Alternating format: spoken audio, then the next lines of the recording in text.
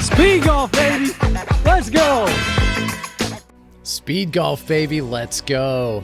I'm Adam Lorton, and it doesn't get any bigger than this. You're watching the Speedgolf World Championships presented by Keough Golf. I've got a new co-commentator by my side who I'm excited to introduce. But first, if you didn't watch part one, I strongly recommend you pause this video and go back. Unless you don't want to watch a flawless 9 holes of speed golf, because that's what you'll see in part one, a flawless 9 holes of speed golf. Joining me on the broadcast today is the man who captured that flawless 9 on video. It's Chris Hundhausen, the professor of speed golf. Chris, welcome to the broadcast. Hey Adam, it's nice to be here. Speed golf, baby, let's go. Love it. Jamie played that front 9, 1 under par in 21 minutes, and you were right there with him, up close and personal. Without telling us what happens on the back 9, what did you observe about Jamie's game? Well, Adam, it was a sight to behold. For someone who's been following the sport for many years, I was just awestruck with Jamie's combination of ball striking and raw speed. He put out a clinic out there. Especially impressive were his driver shots off the deck from the fairway and just his touch around the greens. As those viewers who saw the first 9 will attest, he got a lot of his chips close and made a lot of putts. Not much more you can do in speed golf. Absolutely right. And hot on Jamie's heels, we've got the big bearded Irishman, Rob Hogan. This is the old school versus the new school, the 2013 and 15 world champion versus the current world number 1. So fresh off 4 huge wins in a row, Rob came to play, just 2 strokes behind Jamie. And if we know anything about Rob's MO, it's that he intends to keep the intensity high for all 18 holes. What have you observed about Rob's game, Chris? Well, Rob, if you watched my interview with him right after his 4-win streak, you'll hear that what he leans on is his speed. He knows he can play every single round at a certain speed, which is dictated by his low shot box time, something we'll be talking about later in the broadcast.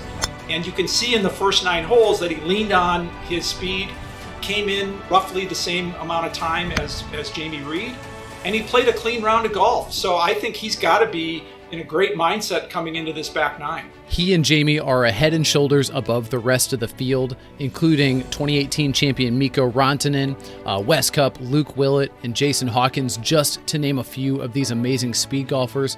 We're going to head over to hole 10 right now and kick off the back 9 speed golf, baby. Let's go. Look at that fresh production. Video flyovers instead of the old static hole previews. Trying to get a little bit better every time here on Speed Golf, baby. You see Jamie Hawkins. Sorry, Jamie Reid, my gosh. Jamie Reid teeing it up. Anytime you see trees on the left, you know Jamie doesn't love that because he plays that predictable cut with his driver off the deck. No problem finding the fairway here, though. Yeah, you can really see that in the back view with his swing path. He's really playing the cut. You see this again. And here we're going to see some really nice touch. Great touch with the wedge. Yet another birdie putt for Jamie. When he made birdie on the first hole, I couldn't help but wonder, is this guy going to go wire to wire? And it's looking more and more like a possibility. As he rolls in another one. Again, as someone who's taking this footage, my mouth is open. Jaws just dropping. Rob Hogan on the tee, looking to match. Oh, if he's holding the finish that long, you know he doesn't love the drive. Doesn't love it, but somehow it's in the fairway. Oh no, wait, this is his 3rd, right? Yeah, looks like we missed a shot here. This will be his 3rd, looking to get it up and down, 7-iron in hand. You can see the contour on these greens, a lot more challenging than what he faced at Horton Smith for the U.S. Open. And that's a tough leave for par there, a good 10 feet, maybe 12. You're not going to make a huge percentage of those. Gives it a good run. Bogey. Tap and bogey, and all of a sudden that's a 2-shot swing with Jamie Reid pulling ahead. Mikko Rantanen, 2018 world champ, on the tee. with his, I believe that's a 2 hybrid that he carries. Yeah, and this is a guy who leans on his golf game. Okay. One of the best strikers of the ball out there. Still 160 yards here on hole 10. It's a lot longer than Jamie Reed had left. That might be 170. Yeah, but as you'll notice, he hits a lot of them right down the middle. He does. Well, and even past pin high here, took out the long iron. We'll be looking to get this up and down for par. This guy's got a great short game fully on display here. Great touch there with the wedge.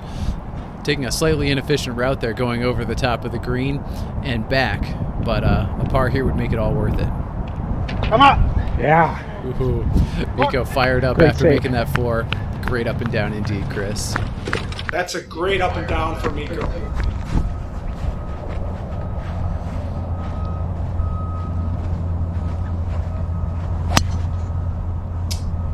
Wes Cupp's been hitting the driver great all day long, and that's really keeping him in and around the top 10 here. It's just such a steady player, and if I would say if there's a speed golf out there to emulate in terms of swing speed, this is the guy. Just pace, very methodical, rhythmic. I really love it. Wes is sneaky fast too. I mean, he never looks like he's in a hurry, but he seems to finish, within 2-3 minutes of Jason Hawkins on most of these rounds, and that's moving. Yeah. Good chance to get up and down here for par, although that is, let's call it 4 feet. This will be a tester. These are the ones that you really, really love to make.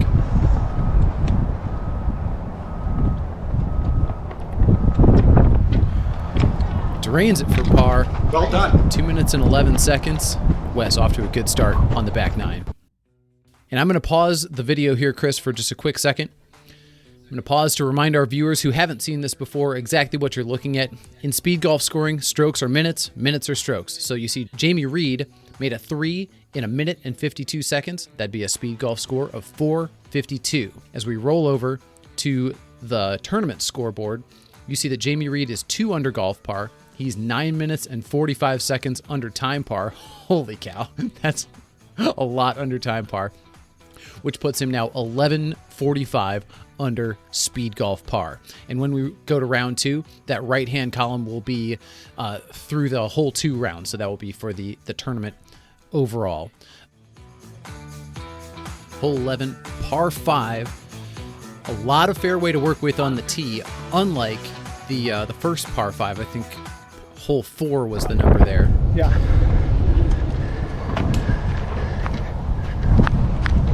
Okay, I'm going to have a lot to say about Jamie on this hole. Jamie currently 1 under on the par 5s, looking to bring it to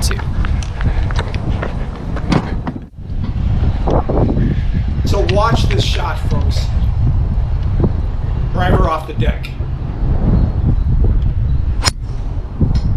Absolutely pulverized, folks. I think that's on the green. Dead straight, too. Holy smokes. Look at that. I was pinching myself when I was watching this. Eagle look for the world number 1. Oh, just burns the right edge. Would have loved for that to fall. 2.5 feet for birdie. Easy birdie, 2.5 minutes. And that's a birdie start to the back 9. How is Rob Hogan supposed to match that? I'm not sure, Adam. When you're hitting the ball as purely as Jamie is right now, you really got to have your A game. Up the left side with a little cut. That's a great start to the hole. I think Rob's going to match him. Yeah. Rob is matching him with speed, but not going for that green and 2 like Jamie. No, even the biggest 7-iron is going to leave him with a wedge in. Looks like he's taking 7-iron here. Soft 7. It's going to be tough to get this within 15 feet.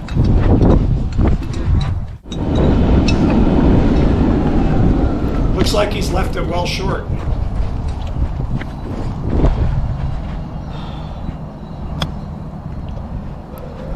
Great contact there with the wedge. It's rolling out nicely. I mean, that's a good attempt from there, but still left himself, what, call this 6 feet for par. Oh, dear. Oh. Six. Bogey. Good line, but birdie versus bogey. All of a sudden, Jamie Reid is in a commanding position. Mikko Rantanen now.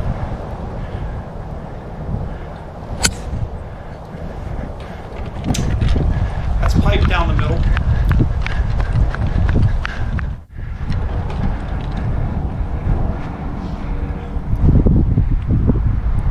Call this about 210 to the front. Bet Mikko will be looking to run this right up to the front of the green. Well short.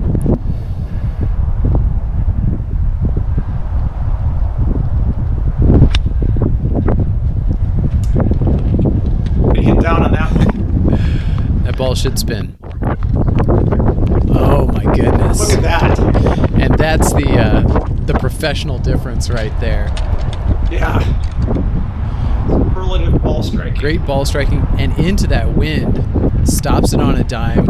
Tap in for birdie. Great play for the 2018 World Champ.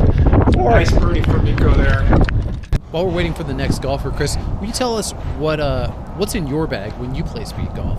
I carry a 5-wood, a 6-iron, a 9-iron, a 50-degree wedge, and a putter. And Which is the same 5-club setup a lot of people have, except I'm hitting 5-wood instead of driver. And with the Hogan resurgence, have you given any thought to paring that down? Trying to go down to 3 or 4 clubs? I've given it some brief thought, Adam, but my golf game isn't where Rob's is, so I feel like I need those clubs. Mm-hmm. And I think if you talk to somebody like Wes Cupp, who we're watching right now, he would say something similar, which is that the way he succeeds in this game is with the golf game. And if you deprive him of the 60-degree wedge or the 9-iron, it's going to make his life a lot harder. Make it harder for him to shoot his predictable 75 in a few minutes under time par. Yeah. Oh, you wanted to see that drop. All right, tap in par for Wes Cupp. He's comfortably in the top 10. Yeah. And it's interesting that Wes carries a 60-degree. I don't think there are many guys out there doing that. Everybody has their favorite club around the greens, and Wes is no exception. And now, Chris, Keough Golf is the sponsor of the Speedgolf World Championships. And before we got on this broadcast, you and I were talking about legalizing the Keough for tournament play. Now, I understand that you're not in favor of that as of today. Why don't you tell us a little bit more about your position and under what conditions you would recommend making an adjustable golf club legal? Well, I don't think it's a good idea for us at this point in time, because I like us to have as much legitimacy as the PGA Tour or any other slow golf enterprise, and I feel like we're better able to be compared against those players if we're using the same equipment. And so my litmus test for it being legal, the Keough Club being legal in our sport, is if the USGA makes it legal for tournament play, and then I think we can take that step. Well, I would love it if the USGA made it legal, but I got to push back on you a little bit, Chris. I mean, the USGA, they're not running the US Speed Golf Open. They're not blessing the US Speed Golf Open. These are not USGA sanctioned tournaments anyway. They're not, supporting us financially in any way.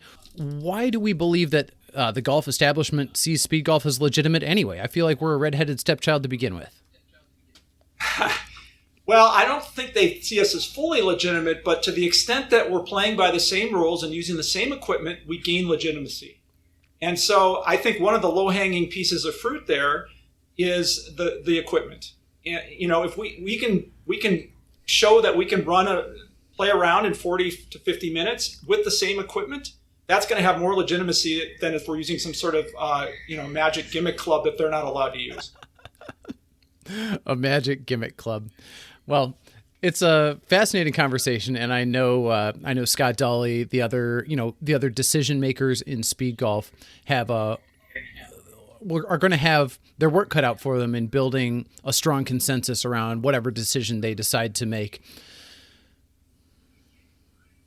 Yeah, I would say this, Adam.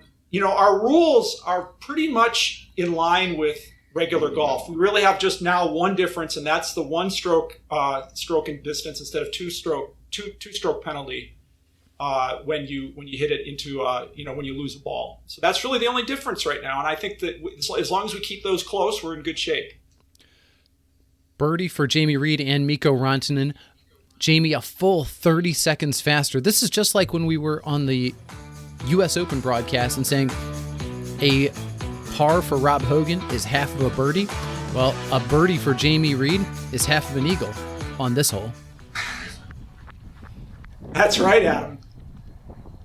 He's taking it to a new level. Mm-hmm. Observe, he's not even teeing up the ball here. He's saving some time there. Yeah, what do you think, 2 seconds to tee it up?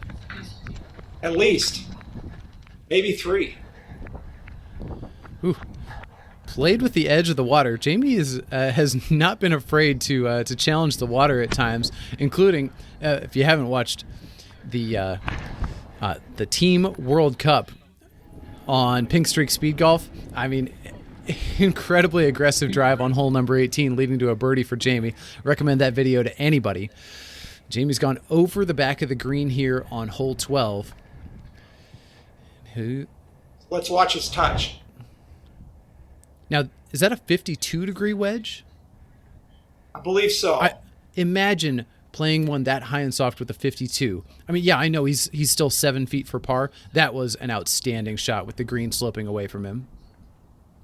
Oh, buries it for par, and this guy is unstoppable. You heard me there on the broadcast saying great putt. What a great recovery.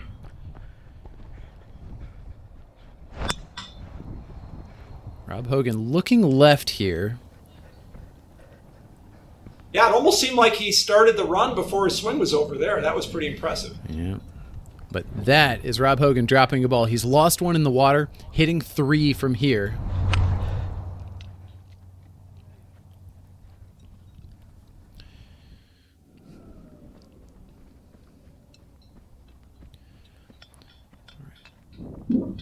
Short of the green in 2, and with a bit of a hill in his way. I think this runs away to the left. What degree wedge is Rob playing? Do you know? I believe that's a 54-degree sand wedge.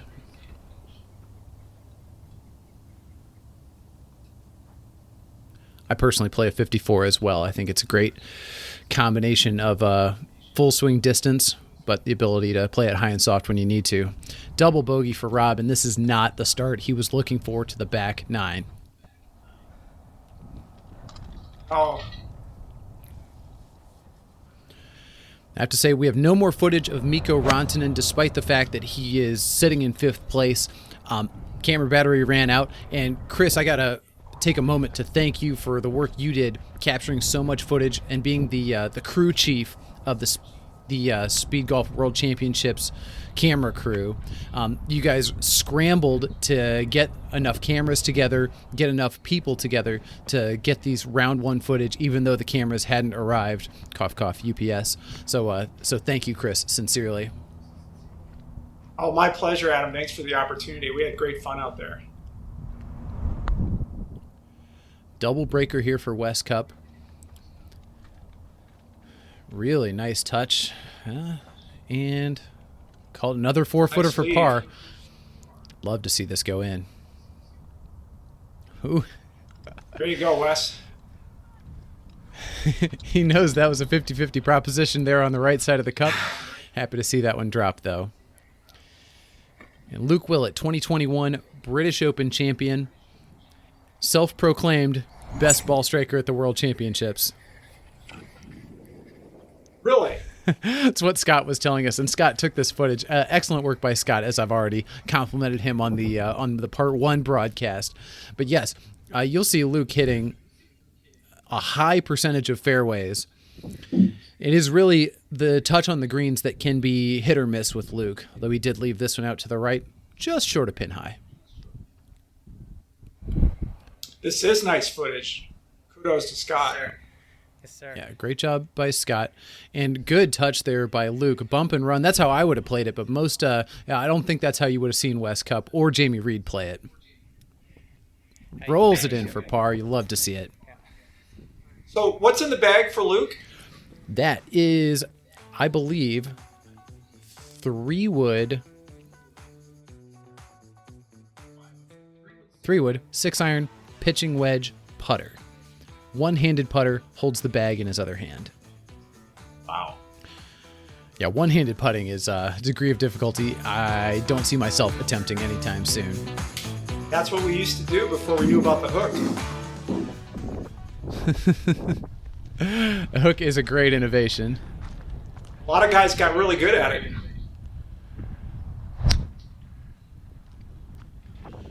There you see me a little bit out of position on the camera because Jamie's so fast. I think it's nice to get a shot from that angle from time to time, Chris. This is just a very workmanlike shot here on the par 3 13th. Call it 20 feet there for birdie. Excellent touch there with the wedge. Still a good 3-footer for cleanup there. He made a lot of these. Oh, but not that one. Way to curse him, Chris. All right. Easy for Jamie. Inevitably, it's hard to play around a speed golf with no bogeys. All right. Looks like that started a little right. Good looking strike there for Rob. Now, he does work it both right to left and left to right, depending on what distance he's going for. It looks like he was trying to draw that one, and it's left it a bit short. Now, he's got enough distance on that 7-iron to easily make it 160, although the wind may be playing tricks on us that are not easy to see from this angle.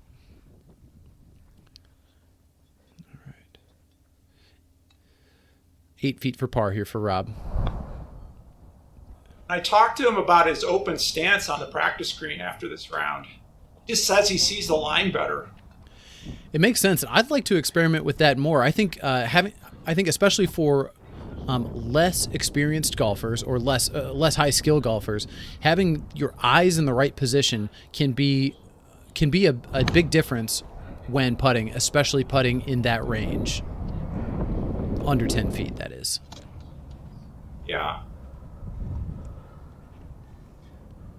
Wes Cupp, also short of the green. I'm starting to think that there might have been some wind at play there. Really low trajectory with the 60 degree. And that's considerably shorter than he wanted.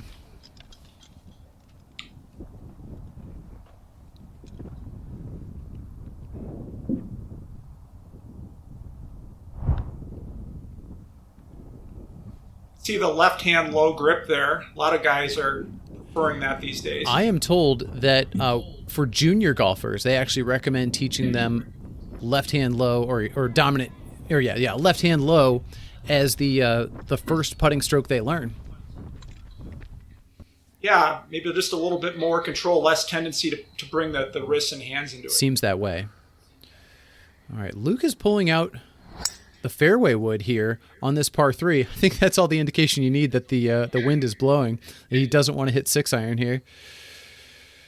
There's a lot of trouble there on the left, isn't there? He seems to have found some. Raking his own bunker despite having a camera operator and a scorekeeper nearby. What a guy. Although what I've observed from a lot of high-level speed golfers is that when they're not playing as well as they'd like, they kind of welcome a little break. Raking a bunker kind of just gives them, that Zen garden feeling, lets them reset a little bit. Luke taking putter here.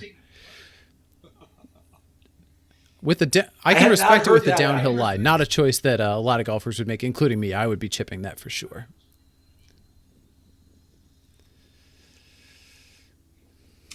I have a story about Zen gardening when we have a chance sometime.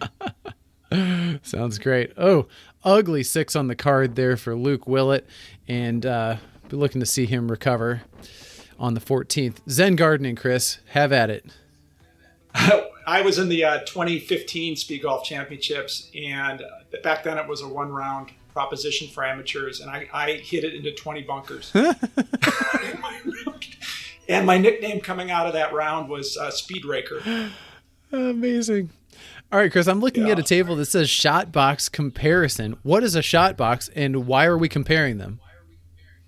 Well, this is a really interesting geeky stat for speed golfers, and that is the time it takes from when you stop your run and you're actually addressing the ball to the time you're running again after the strike. So that's what we call the shot box. And what we're looking for in that first column, stop of run to address, is are they putting the bag down, or are they doing some indication that they've stopped the run? So for most of these guys, they have a bag.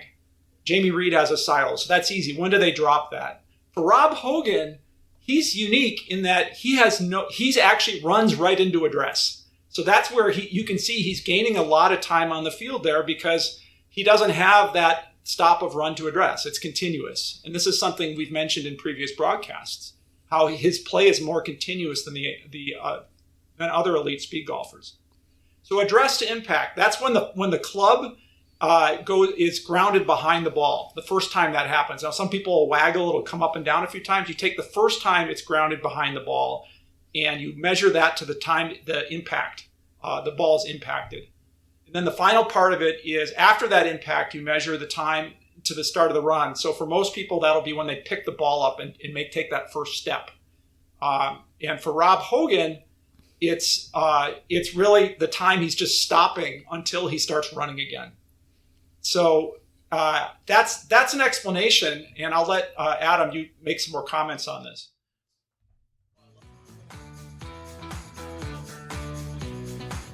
Thanks, Chris. That was fascinating. Hole 14 is a short par 4, but well guarded by bunkers. I'll be curious to see who wants to go at this green and who wants to play it back. Jamie Reid playing great, hitting 3-iron. Yeah, taking advantage of that big cut there. Really fits the hole. Mm-hmm. And he's hit the fat part of the fairway. Still going to comfortably have a wedge in hand here.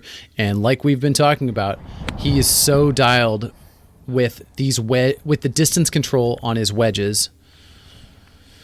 And this is no exception. My gosh, another birdie opportunity. Call it 12 feet.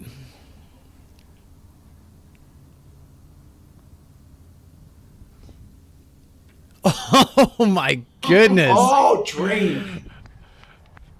Just a clinic out there. I mean, remember, this is with a 52-degree wedge. He's making these putts. I mean, no one else is putting with a putter as well as Jamie today.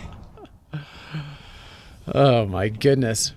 Rob Hogan still currently sitting at second on the leaderboard, but Jamie's lead has ballooned to 7 minutes or 7 shots, however you want to describe it.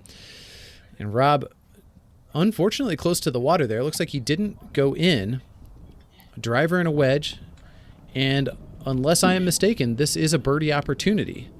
Real chance for him to get off the schneid, as my friend Wes Cupp would say. Right. Well, he needs something here, Adam. Tap in par is not too bad. I mean, actually, tap in par, bogey. I think he did lose that one in the water, and we're going to have to correct a little bit of this commentary. Darn it. Hate it when that happens.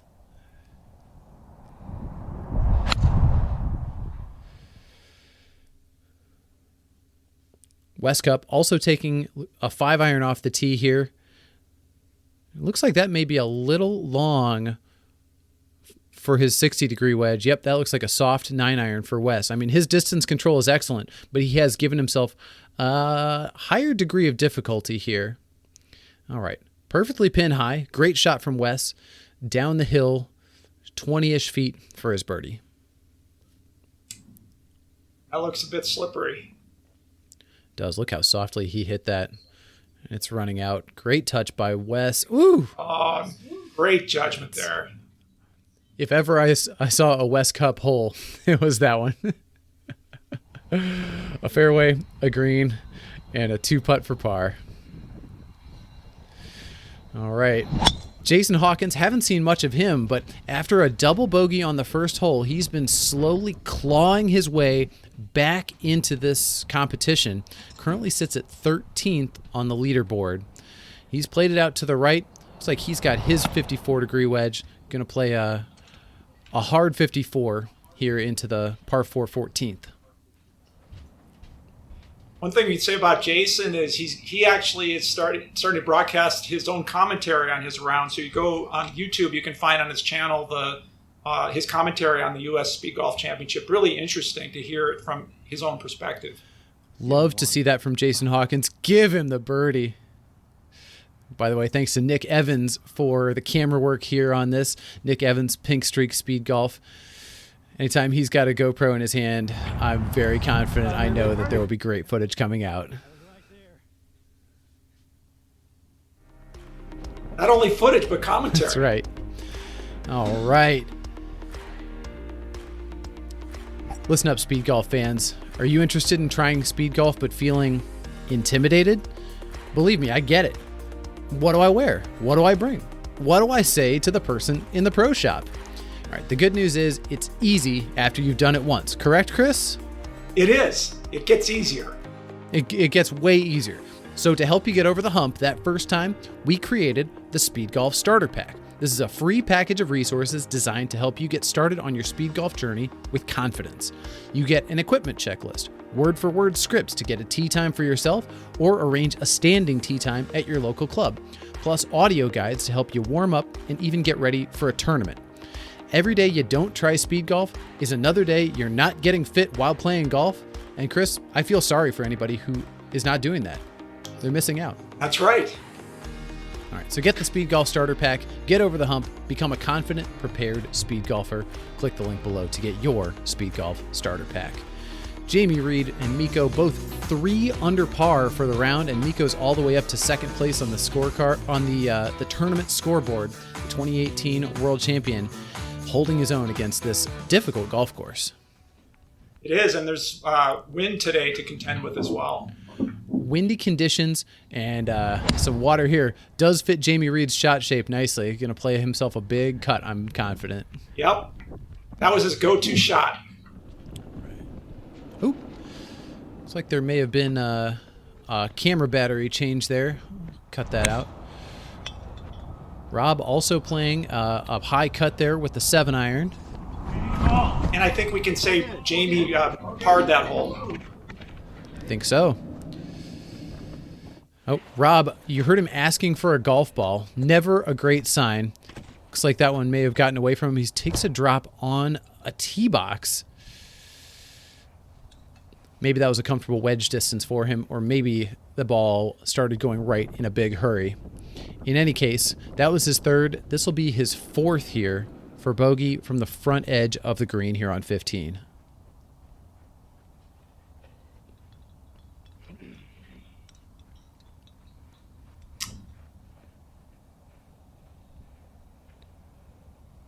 Whew. Keeps his cool, makes the double. That was a nice double under the circumstances. Under the circumstances, it was quite well played. Still, you just hate to see it as Rob is dropping precipitously on this leaderboard. What I love is he keeps his cool. It's really hard to rattle Rob. I completely agree. And that is one of the things that I think every speed golfer should try to emulate from Rob is his intense focus and his desire to play as hard as he can and let the results speak for themselves. Actually, I don't know that I told this story on the last broadcast.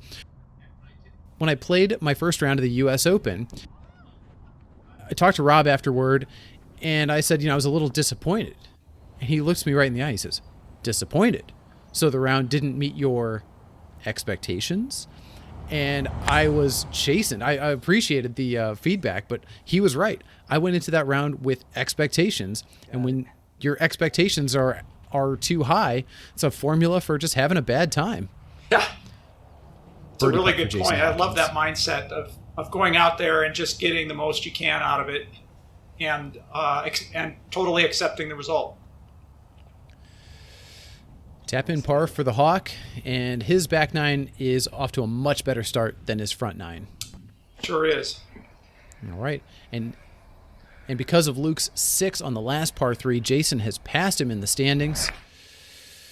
Luke Willett, that looks like a confident swing there on the par 3 15th.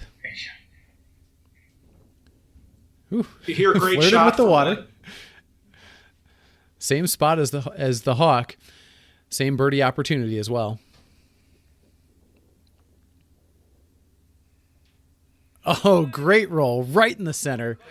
Drained. And that's a big, big hole for Luke Willett. A lone bird. 58 seconds, only birdie in the entire field.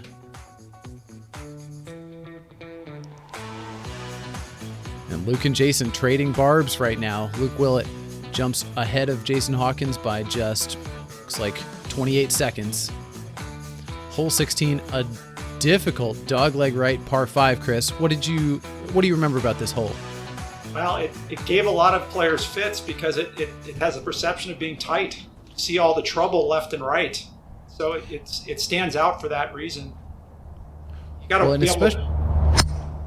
Especially, it looked like there was trouble at about the 100-yard mark. So for these guys, most of whom are playing this as a 3-shotter, it looked like right where you would like to land your second shot is where it gets tight. So I could see that being a problem. Yes. Really confident swing there from Jamie. Takes it out over the trouble, fades it back to the right side, and hard to leave yourself in a better spot than this. Looks like 80 yards. I really think Jamie has a distance advantage. He was on the that really comes out on these par 5s. He's hitting either reaching the par 5s or he just has short irons into every one of them. You're exactly right. And even on the par 5 fourth, where he got himself out of position and behind the tree, he was able to go, oh my gosh. Oh my goodness. Well, he had to miss a putt sometime. Yeah. Even on the par 5 fourth, he was where he was out of position. He went sand wedge into that one. Right. Oh, look at that. Cole, Rob's camera operator, hustling to get him an extra golf ball. You love to see it.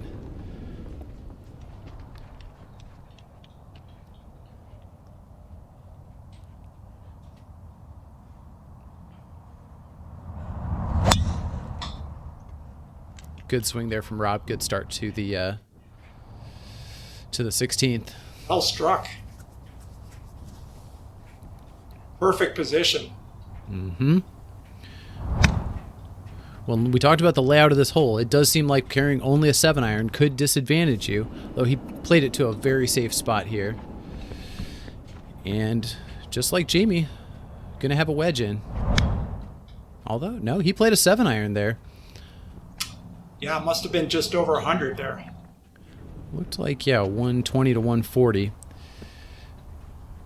Comes up short, and this is the disadvantage Rob sometimes faces from his limited club selection. Yeah, we've seen that a couple of times today. Right. It seems like he's very good at controlling the distance on the 7-iron between 150 and 175 yards, but when it gets under 150, he's got kind of a gray zone. Oof. Hate to see that. He's got kind of a gray zone in between, let's say, 110 and 140, where it looks like it's pretty difficult to control distances in that range. Yeah, I would agree.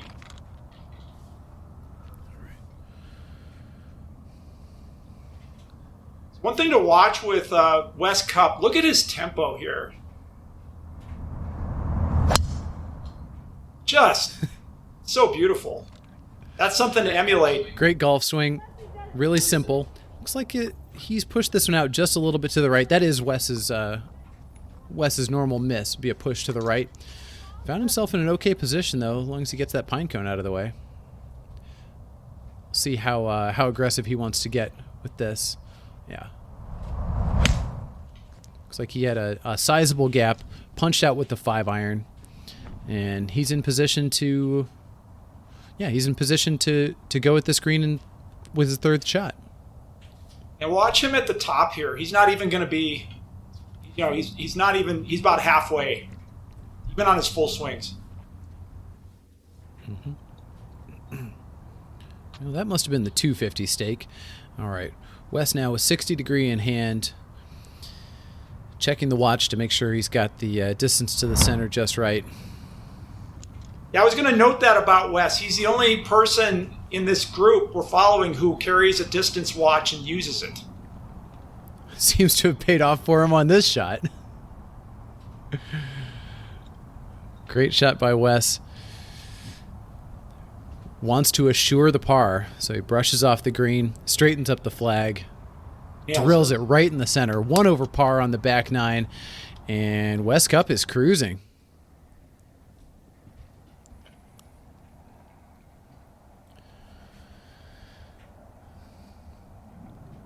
After watching Luke Willett, I tried for a while to play with no tee, and what I discovered is that guys at my skill level should be using a tee. Well, Adam, you know, the recommendation I've heard is everyone can benefit from a tee. The question is it worth it in speed golf? Right. So for me, well, call it 3 times 18, about 1 minute. I save more than 1 stroke by hitting it off a tee. Yeah, that's a good calculation to think about. You're saving 3 seconds per tee shot. Can you actually make that up in a stroke?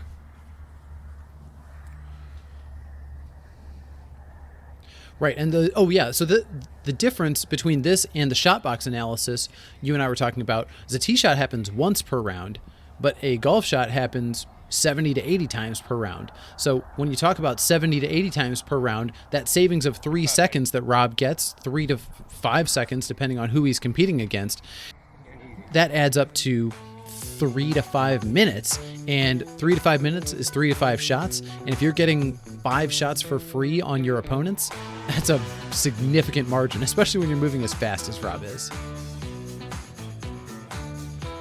All right. Rob has dropped down to 5th. Wes Cupp has jumped up to 6th. And Jamie Reid is going wire to wire so far in the first round here. Looks like he's playing a different game today. He is. Here we go, driver off the deck again. Nice controlled swing there for Jamie. 387. It's a short par 4 by PGA Tour standards, but plenty challenging by speed golf standards. This is going to be, I believe, a 9-iron for Jamie.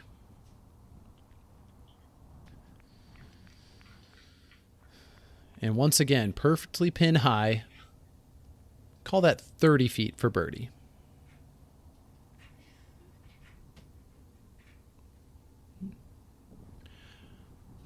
That might be the worst lag we've seen from him all day. Yeah, he's got 4 feet left.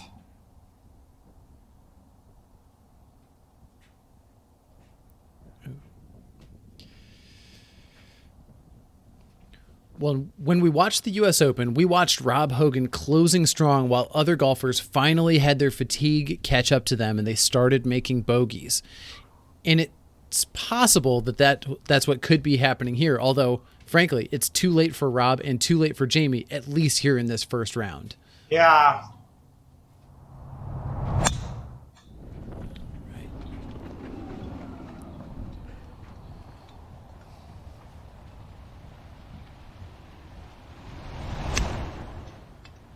So you see that very well in that shot he just hit, how he really runs right up to address. Runs right up to address and starts running more or less right after. Although he was walking here, you saw him following it to the left. Looks like, not a good chip shot from him. He left it in a copse of trees with some goose poop. That's such a tough shot, Adam. It is, yeah. Downhill. Plays it with the 7-iron. And that's still, 5 feet for bogey? Oh my goodness. That's 2 or 3 now that have burned the edge for Rob.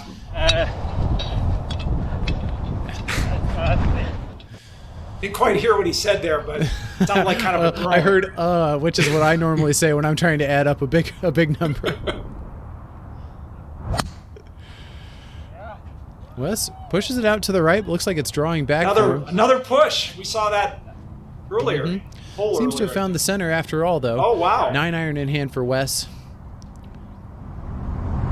Stand corrected. Nice and punchy, just how he likes it.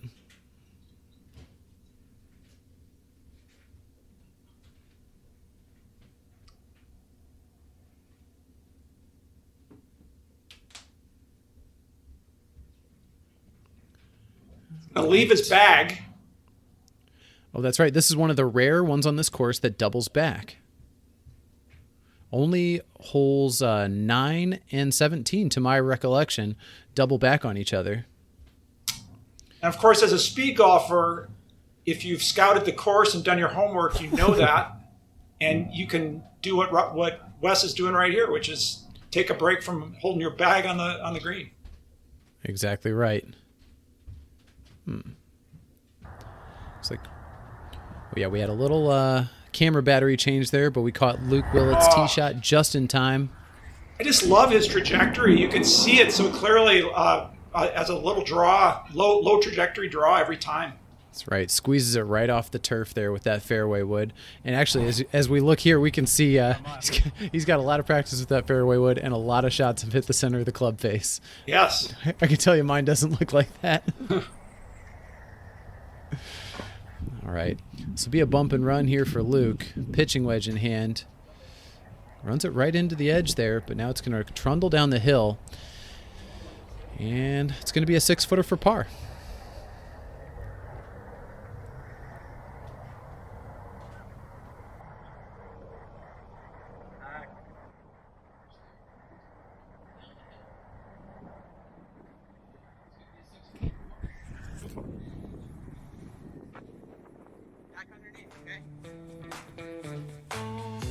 And looking at that leaderboard, Jamie Reid, more than 18 under par through 16 holes. It's New Zealanders in 1-2 right now. That's also true. Yeah, Robin Smith is fellow countryman. Healthcare executives, are you losing $500,000 a year or more in your Medicare Advantage risk contracts? If so, do you want somebody to take a look at that? That's my day job. When I'm not doing speed golf commentary, I'm helping healthcare executives like you turn around their performance in Medicare Advantage risk arrangements. So, if you're losing $500,000 a year or more in an MA deal, don't wait. Head to analyticaliq.com right now and book a free call with me.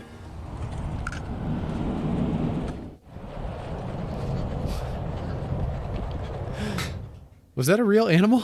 I didn't know what to say about that. Maybe that's something they put up there to scare the geese, because I think it looked like it was frozen in position even when we saw the last speed golfer go by. Burn the edge there. Yeah. All right. Jason, comfortable 4. Like he's at 3 over. Back. That's right. All right. Conspicuous absence of featured speed golfers with some high numbers there on the 17th. Jamie and Mikko, top of the leaderboard. As you said, Chris, Jamie's countryman Robin Smith is playing great. And I think we are likely to see him on the broadcast tomorrow. Final hole of this broadcast, hole 18, par 4. Water up the left with his cut. You're going to have to see Jamie play it over the water here. Look at his feet, pointed straight down the waterway. Yeah, but he knows exactly where that ball's going. Well, found the bunker. Yeah, on the right. He cut it so much. This is the only bunker shot I think we've seen from him all day. You're going to love this. Didn't catch that perfectly, I don't think. No, he didn't. All right. God. And now he's got another bunker to contend with. Going to have to play it high and soft. Oh, love the tempo there. Not sure why we don't have sound, but we'll get it back for the real thing. Ooh, nicely played by Jamie, and he's got himself a chance for par despite a rough fairway bunker shot. Oh, burns the edge again. That would have been for 70. Ooh, 71 on the day, although a bogey finish and 43 minutes and 1 second. An unfathomably fast time on a 5.3 mile golf course. Imagine if he had gone par at the end. That's 69. That is how math works. Hogan also playing it out over the water with a cut, has been dropping precipitously on the leaderboard. Would love to finish with a par here. Looks like wedge in hand, and I think he likes it. Takes off straight after it. You can check this, Adam, but I don't know if anyone has broken 70 in a world championship. That's why I was so intrigued with that 69 possibility by we can and should check that. All right, that was a birdie look for Rob Hogan. He's left himself 5 feet for par. Oh, jams it in. And he's going to cross the line at 43 minutes and 40 seconds, in 22 minutes and 10 on the backside while shooting 48, Chris. This guy, he takes speed to another level. Yeah. Yeah, it didn't really slow him down, did it, Adam? Not much. Wes Cupp, 5-iron off the tee here. Going to play a nice draw. And he's just a touch under par. Still inside the top 10. Checking the watch. Wanting to finish with another par.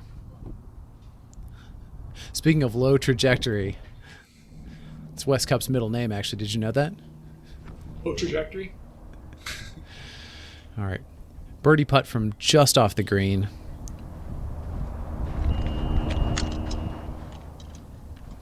Great touch there from Wes. See the backdrop, the iconic tower for the World Golf Hall of Fame. Beautiful. All right. Great finish there from Wes. This is going to be, I believe, our final featured speed golfer here. As expected, a low trajectory draw. Low draw for Luke. And Chris, without giving too much away, what can viewers expect in the second round of this golf tournament? Well, I think they can expect some really impressive scores. I don't want to give away too much, but Jamie Reid is on a roll, and you can expect that he's going to put in some good holes. I'll put it that way. We've been seeing a name on the leaderboard that has not been featured, and that is Kitamura. We are going to see Motoharu Kitamura from Japan tomorrow. We're going to see Robin Smith from New Zealand tomorrow. We're going to see Andreas Finn from Finland? I think he's from Sweden. From Sweden. Andreas Finn from Sweden. Luke has crossed the finish line, but not in the way you want. He's gone over the green, and he's going to have to play a tough one back. He'll want to bump it into the hill. Really nicely played by Luke, but gosh, he's still got work to do here to finish up this 18th hole. I'd say his bag's in a good position. His bag's in a great position, yeah. Finished with all equipment, check.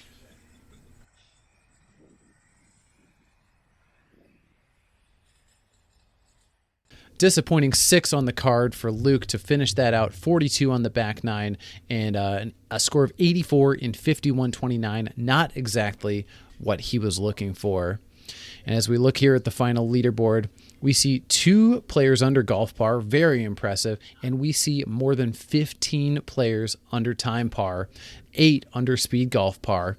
That's going to do it for day 1 here at the Speedgolf World Championships. The fate of the tournament rests in Jamie Reid's hands. He leads by almost 9. His fellow countryman Robin Smith is in second. We'll see him tomorrow, along with Kitamura, Mikko Rantanen, Andreas Finn, and Rob Hogan. Keep an eye out for the final round of the World Championships only on Speed Golf, baby. If you subscribe to the channel, YouTube will let you know when the video is posted. So do with that information whatever you want. Final round coming soon. A champion will be crowned. And wait to see how it goes down. Speed Golf, baby. Let's go. Speed Golf, baby is all about promoting health, fitness, and fun through the game of speed golf. If you like what we're doing, please engage with this video to tell the algorithm you want to see more speed golf.